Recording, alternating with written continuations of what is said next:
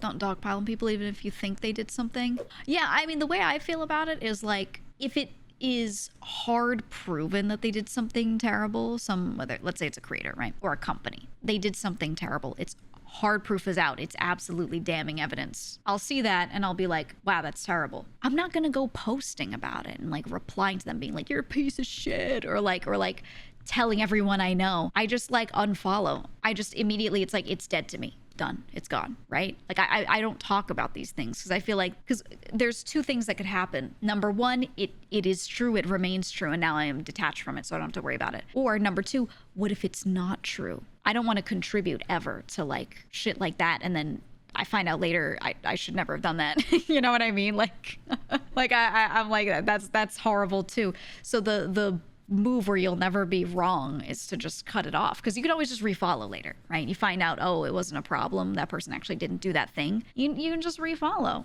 Like, easy, no harm done, really. You didn't throw any weird shit at them, you know? Or if they did do that terrible thing, you stay unfollowed, and now you're just giving them nothing, no attention, nothing, right? Which is the best way to do it. So yeah, that's what I always do. If someone does something like terrible, I'm just like, okay, I'll just whenever I remember to unfollow, I'll do that, and then that's it. There are a couple times I'll speak up on something, but the only time I do is usually when a friend is kind of alone in speaking up on something, and I just want to say something publicly so they don't feel like no one's backing them up. That's like the only time I do say something. Is like, if it's just me, I would choose to never say anything about anything negative. Like, there's just no point. But if I see a friend speaking up and they're unsupported, but I get what they're saying, you know, I'll sometimes say something just so that they're not out there getting beat up. You know what I mean? The Twitter cancelverse is 1% people with legitimate stories that should be told, and 99% bullies that like to kick over sandcastles. 100% agree. All the time when I see someone like complaining about someone else on Twitter, this person did this, that person did that, 95% of the time I'm like, this should have been a conversation between you people. There's no point in making this public. No point. It's so weird. Yeah, could have been an email. and a lot of the time, like, I don't know, in my mind, it's just weirdo behavior. I understand it sometimes when it's like a very small person with no following and they want to put it out there because this other person has a big following, right? And they're like, it's the only way I can get people to know about it, whatever. But even then, I'm like, I don't care. A lot of people on the internet, their job is to entertain. I don't care if I like know them really well and know what kind of person they are or whatever. That doesn't change my enjoyment. They're just an entertainer to me. Like, there's no, I don't know, there's nothing deeper than that.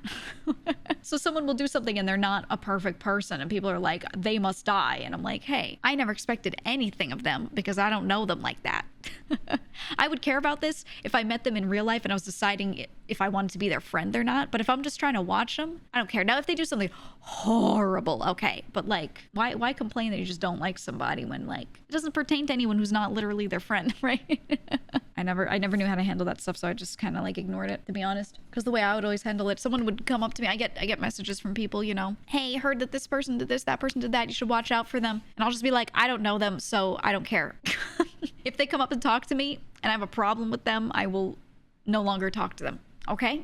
All right. Now, it's one thing if they're like, this person's a criminal. They did something like criminal level or really bad. I'd be like, okay, fine, whatever. But if they're just like, I don't like this person because they said this about my mom. I'm like, take it up with them. I don't know. I just ignore it. Obviously, severity makes it more or less valid to tell other people, but still, I just, yeah, very high school. Yeah. I'm just like trying to stream. I'm not trying to do anything else. Yeah, they want people ostracized from society forever. Well, that's the other thing. So let's say someone does something terrible. It's not criminal, though. It's just like not good behavior, right?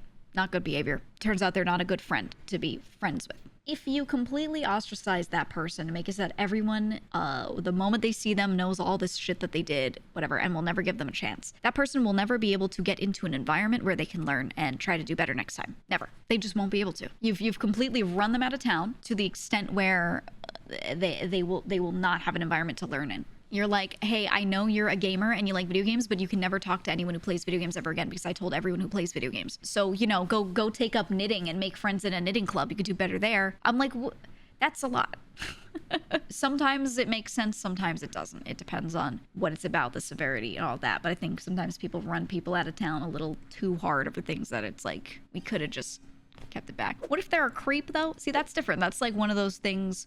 But, oh, here's the other thing. The word creep is it's tough. That's tough because someone could have said something really awkward and made someone else uncomfortable, whereas someone could have done something actually bad. And there's a big range of things and situations and scenarios that can happen there, but people will sum it up, all of those situations, to one word and be like, that guy's creepy. And look, I have a lot of brothers, I have a lot of male friends. A lot of them have had experiences where they go up to a girl and say something awkward because they're a little interested, and that girl's like, he's a creep. And then she tells other girls, that guy's a creep. And now that guy's been branded as that, and all he did was just be awkward. He didn't actually do anything wrong, you know?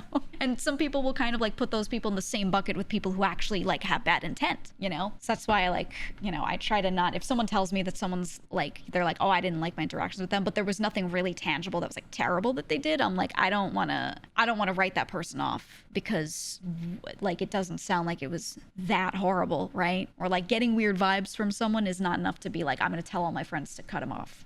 Right? That's crazy. And you know, look, I'm gonna be honest, I have a lot of friends who are neurodivergent and have various things going on that make it so that they don't even get the signals from the other people when that person is like not really responding positively to what they're doing or what they're saying. And so they'll get like branded as that when they just didn't know that people were feeling that way, right? And if they'd been told directly, maybe they would have totally changed their behavior. So I'm very like, I try to be forgiving for a lot of those things if it's not something explicitly bad, because there are a lot of people that I've had friends be like, oh, I had a weird experience with this person, blah, blah, blah. And then I talk to them and I'm like, oh, they're just really awkward.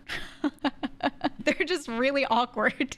And I can totally see how like, yeah, they could have like cringed themselves out of a situation in the worst way. And then people started warning me like, that guy's weird or something. I've seen that happen so many times when I meet people and I'm like, okay, all right, I get it. They're not bad. I don't know. But yeah, people like to like group it into the same couple of words. And I think that gets a little scary sometimes. Their crime was negative aura.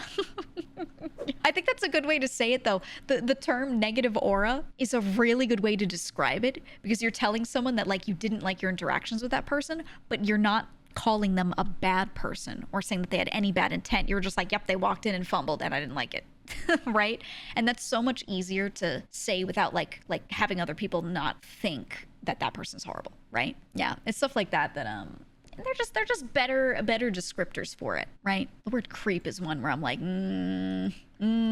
people use the word a little too much, I think, sometimes, and it makes other people think maybe they did something worse, whereas they just walked up to a girl with like, you smell good, and then she was like, did you smell me? And they were like, no, I meant right? Like, I didn't smell you though.